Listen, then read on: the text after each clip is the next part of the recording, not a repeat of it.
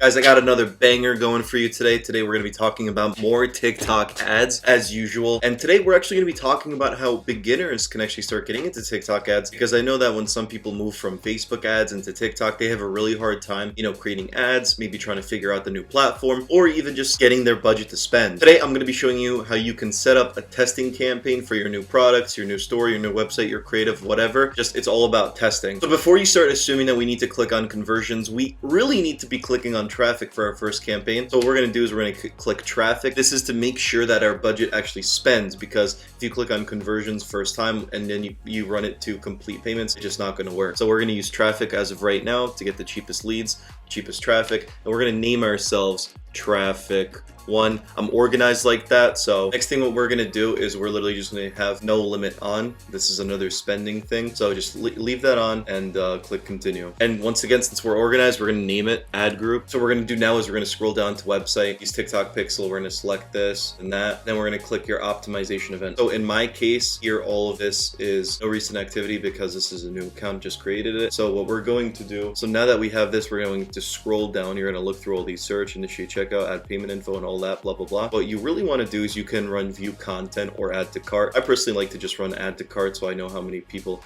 go in and add something to their cart. Select placement, you do not want to run these. Absolute waste of money, so just scroll past. Use your comments, you want to leave them on for maximum engagement. Audience, so you can do broad targeting, so you literally don't do anything. However, depending on what your product is, like sometimes I see people that when they do targeting, it does way better. Sometimes I see when it's broad, it does way better. So it really depends. Honestly, this part's just, you got to test it out because it varies. So what we're going to do is we're going to leave this totally open. We're going to click all genders, and we're just going to advertise to 18, 24 and up, so up to 55. English, because we're going to be speaking in the English language for our advertisement, we are going to select English and only.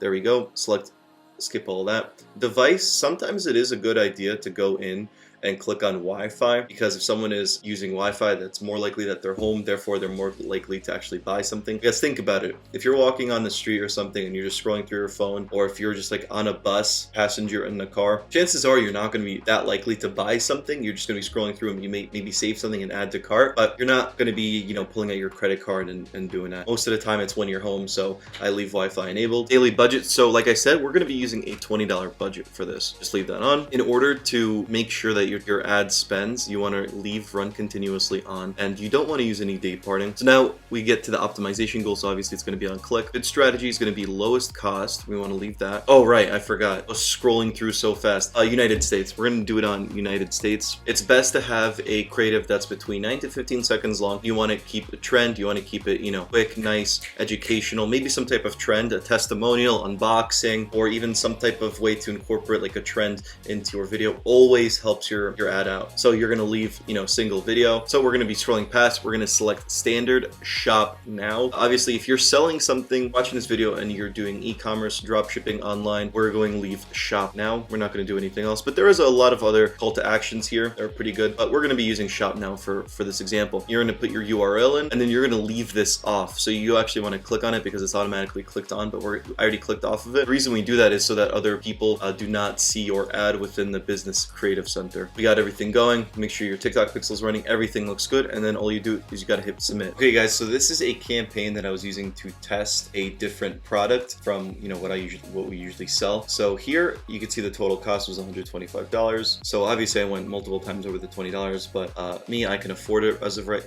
I was able to afford the $125. So cost per click was 1.56. So this is decent. This isn't incredible, but I spent $1.56 for 1,000 people to see my ad. We got a total of 80,000 impressions. So that's how many times the ad was seen. 921 clicks, which is pretty dope. It's pretty good. And the click-through rate is 1.15, which is not that good. If your click-through rate is under 2%, that's going to tell you that your ad creative is simply not good enough. It's not engaging enough. So it's going to give you an idea. The click-through rate is really here to tell you that your ad is simply not engaging enough. So 1.15, this needs to be fixed to ad creative. Targeting was pretty decent because CPC and the CPM are relatively low. Conversions are going to be 0, 0, 0. This is because, first of all, I was actually running complete payment on this one. You can usually gauge interest based off of your clicks, and you'll be able to figure out if your ad creative is good or not good based on your CTR. If it's under 2%, that means it could be better. If it's above 2%, you're doing incredible. So guys, that's really it.